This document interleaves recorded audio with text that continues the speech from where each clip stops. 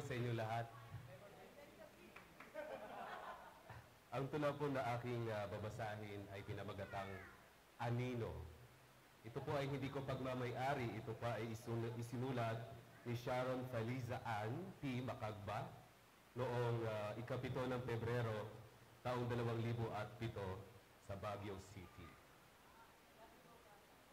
Ang tula po ay nagbibigay sa atin ng paalala na kung saan man tayo pumunta, ano man ating ginagawa, at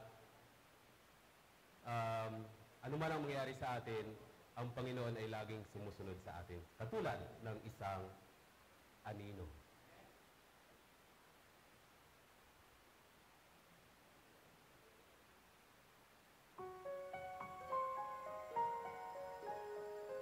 Nakita ko ang anino mo kagabi. Naghihintay. Habang halukit-kit ko sa aking dibdib, ang kalungkutan ng pag-iisa. Anong ginagawa mo? Pabulong kong tanong. Sasamahan kita. Ang wika mo, sabay upo malapit sa sulok na kinauupuan ko. Hindi kita sinulyapan. Hindi kita ininikan. Subalit, nakita ko ang anino mo. Buong gabi, nananatili ka sa aking tabi. Nakita ko ang anino mo kagabi. Nagmamasid na. Habang naliligaw ang mga paa ko sa hindi maapuhap na kasiguruhan. Anong ginagawa mo? Tanong ko sa iyo. Alam ko ang daan. Hindi ka maliligaw. Sagot mo sabay duro sa daan na dapat kong lakaran. Hindi kita tiningnan. Hindi kita ininikan. Subalit, nakita ko ang anino mo buong gabi. Sinabayan mo akong maglakbay. Nakita ko ang anino mo kagabi. Lumuluha.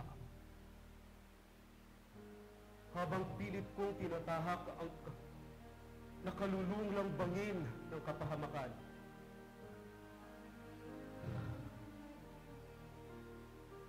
Anong ginagawa mo? Singhal ko ba sa'yo? Ililigtas kita. Iyan ang sinambit mo sa bayakap ng buong higpit sa nanginginig kong katawan. Hindi kita nilingon. Hindi kita ininikan.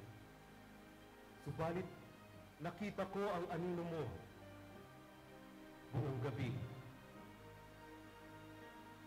Sinagip mo ako sa pagkakamali.